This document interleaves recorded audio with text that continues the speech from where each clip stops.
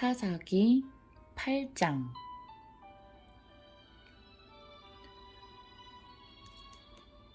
에브라임 사람들이 기드온에게 물었습니다.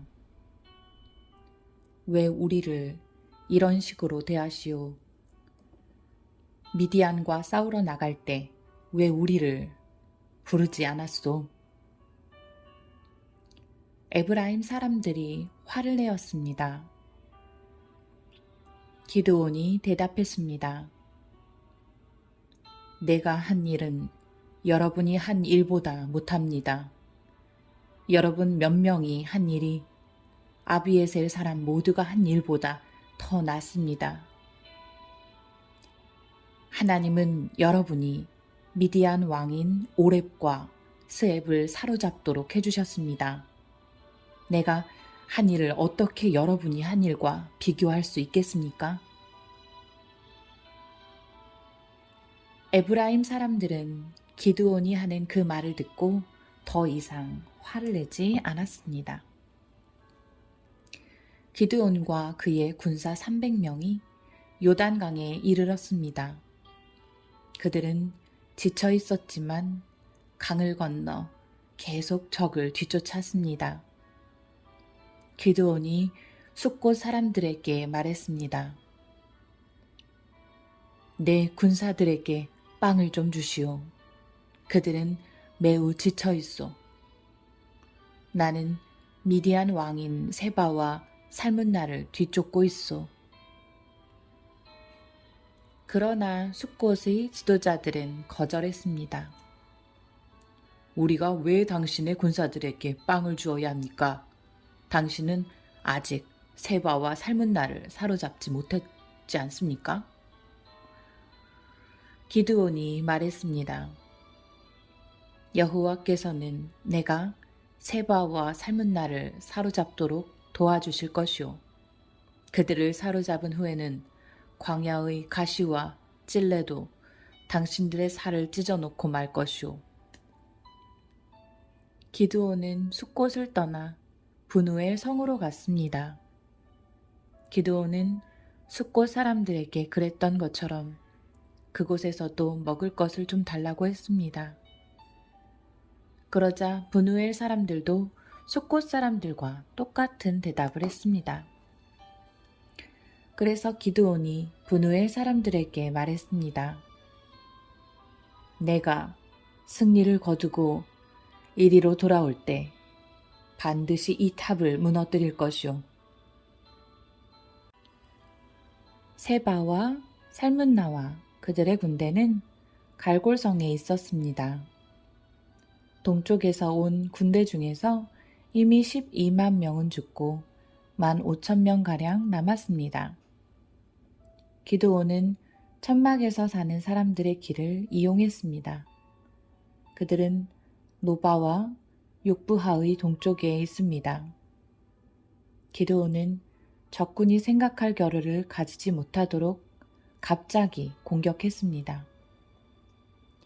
미디안의 왕인 세바와 살문나가 도망쳤지만 기드온은 그들을 뒤쫓아가서 사로잡았습니다.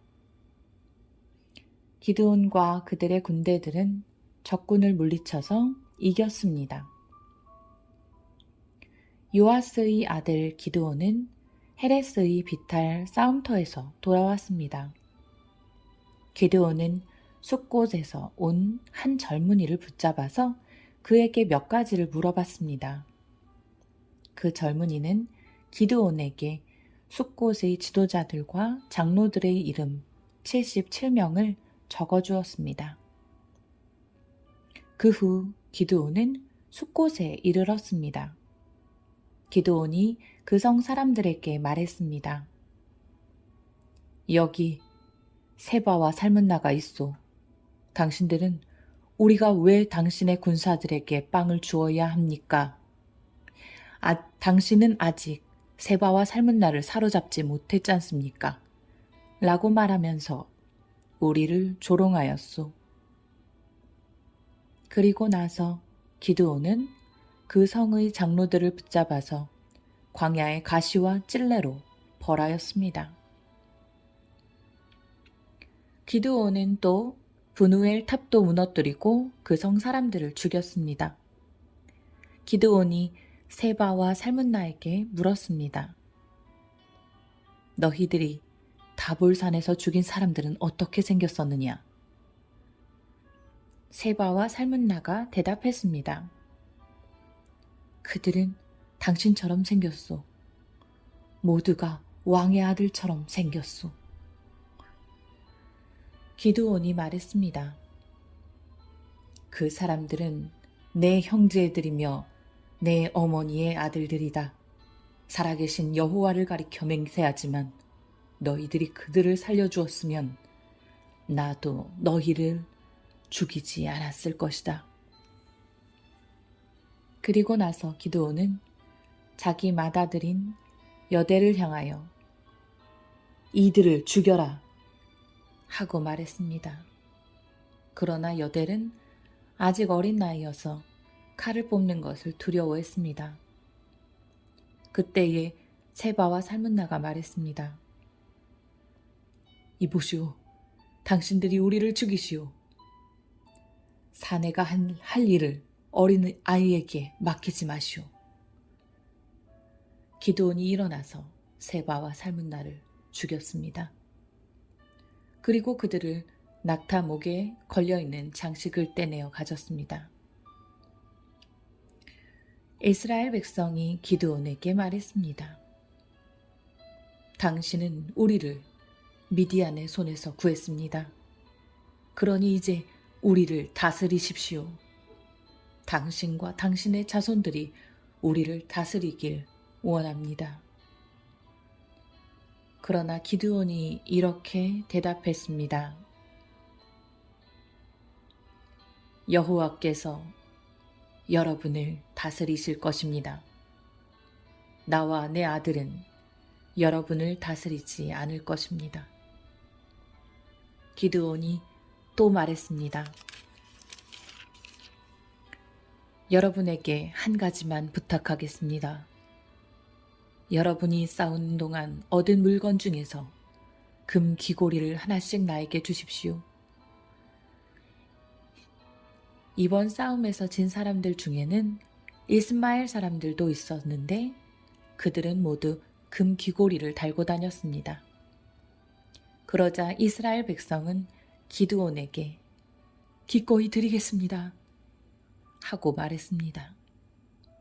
그런 다음 이스라엘 백성은 땅 위에 외투 한 벌을 벗어놓았고 모두가 그 외투 위에 귀고리 하나씩 던졌습니다.